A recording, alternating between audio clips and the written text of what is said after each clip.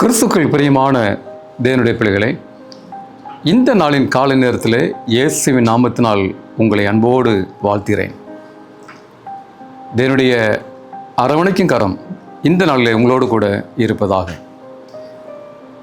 இன்றைய ஜீவ வார்த்தையாக மத்தேயு 11ஆம் அதிகாரம் வசனம் 29 வாசிக்கிறேன். நன்றாய் கவனிங்கள். நான் சாந்தமும் மனத்தாழ்மையுமாய் இருக்கிறேன். என் நுகத்தை உங்கள் மேல் ஏற்றுக்கொண்டு என்னிடத்தில் கற்றுக்கொள்ளுங்கள், அப்பொழுது உங்கள் ஆத்துமாக்களுக்கு இளைப்பாறுதல் கிடைக்கும். எனக்கு பிரியமான தேவனுடைய பிள்ளைகளே, ஒரு அருமையான ஜீவ வார்த்தை நான் வாசிக்க கேட்டோம். ஒவ்வொரு நாளும் ஆவியின் கனிகளை குறித்து நாம் தியானித்து கொண்டு வருகிறோம். இந்த நாளிலே நமக்கு இருக்க வேண்டிய ஒரு ஆவியின் கனி சாந்தம். ஆண்டவர் இயேசு கிறிஸ்து மிகுந்த மனத்தாழ்மையும் சாந்தமாய் இருந்தார். ஏசாயா பக்தன் அவரை குறித்து சொல்லும் பொழுது, இதோ பாவத்தை சுமந்து வருகிற தேவாட்டுக்குட்டி என்று அவர் கண்டார். தேவ ஆட்டுக்குட்டி. ஏன் ஆட்டுக்குட்டிக்கு ஒப்பாக சொல்கிறார் பிரியமானவர்களே? ஆட்டுக்குட்டி அதனுடைய சுபாவம், அவருடைய முகத்தில் ஒரு சாந்தத்தை நாம் பார்க்கலாம். ஒரு அமைதியான ஒரு ஜீவன் பிரியமானவர்களே. ஆண்டவர் இயேசு கிறிஸ்து அந்த கல்வரி சிலுவையில் பாடுபடும் பொழுது, பாடுகளை அனுபவிக்கும் பொழுது அவருடைய முகம் எப்படி இருந்தது? அவருடைய சுபாவம் எப்படி இருந்தது? தாழ்மையோடு இருந்தார், சாந்தமாய் ஏற்றுக்கொண்டார். ஏன் சொல்கிறார்? என்னிடத்தில் நீங்கள் கற்றுக்கொள்ளுங்கள். ஒரு ஊரில் ஒரு அம்மா இருந்தார்கள். அந்த அம்மாவுக்கு அந்த ஊர் மக்கள் வைத்திருந்த ஒரு பட்ட பெயர் சிடுமூஞ்சி. எப்போ பார்த்தாலும் சிடுமூஞ்சியாய் இருப்பார்கள். ஆனால் அந்த அம்மாவுடைய உண்மையான பெயர் என்ன? சாந்தம்மாள்.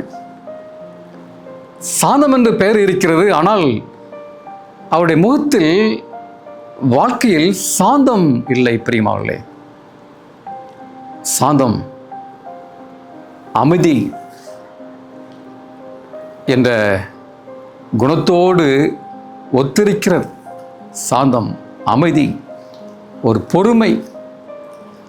கிறிஸ்துவுக்கு இருக்கக்கூடிய ஒரு நல்ல ஒரு கனி, ஆவின் கனி சாந்தம். குடும்பத்தில் சாந்தமாய் இருக்க வேண்டும். வாழ்க்கையில் என்ன கஷ்டம் வந்தாலும் சாந்தமாய் இருக்க வேண்டும்.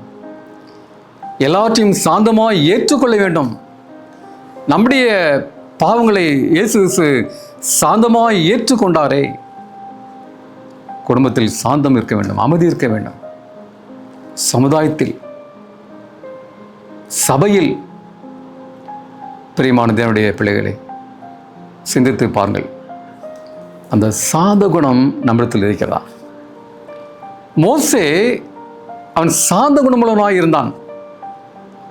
ஒரு வசனத்தை நாம் படிப்போம்.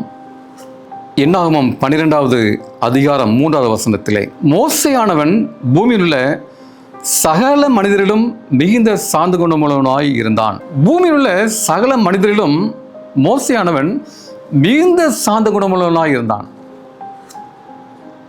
பிரியமான தேவனுடைய ஜனமே,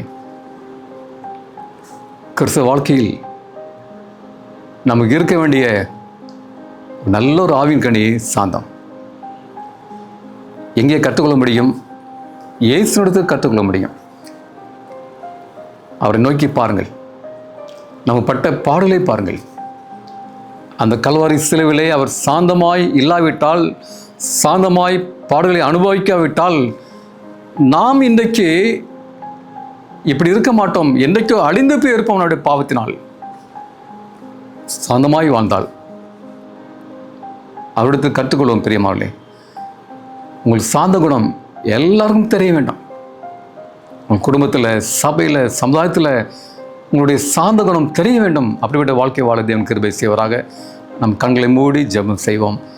எங்களை அதிகமாய் நேசிக்கிற அன்பின் பரமபிதாவே, இந்த நல்ல வேலைக்காக நன்றியோடு துதிக்கிறோம் சாமி. இந்த செய்தி கேட்ட நம்முடைய பிள்ளைகளை ஆண்டவரை ஆசீர்வதிங்க, குடும்பங்களை பாதுகாத்து கொள்ளுங்க, தேவைகளை சந்திங்க, வியாதி இருக்குமானால் மாற்றி போடுங்க ஆண்டவரே. இதோ நாங்கள் இந்த உலகத்திலே சாந்தமாய் வாழ வேண்டும், அந்த குணத்தை கொடுங்க, அந்த ஆவின் கனியை கொடுங்க ஆண்டவரே. வானத்தை பூமிப்படுத்த வல்லமுள்ள கரம் இந்த செய்தியை கேட்ட நம்முடைய பிள்ளைகளோடு கூட இருக்கும்படியாய் இயேசு நாமத்தில் வேண்டிக் கொள்கிறேன் பரலோகத்தின் பரம தகப்பனே. ஆமேன், ஆமேன். கர்த்தருடைய ஆசீர்வாதம் உங்களோடு கூட இருப்பதாக. ஆமேன்.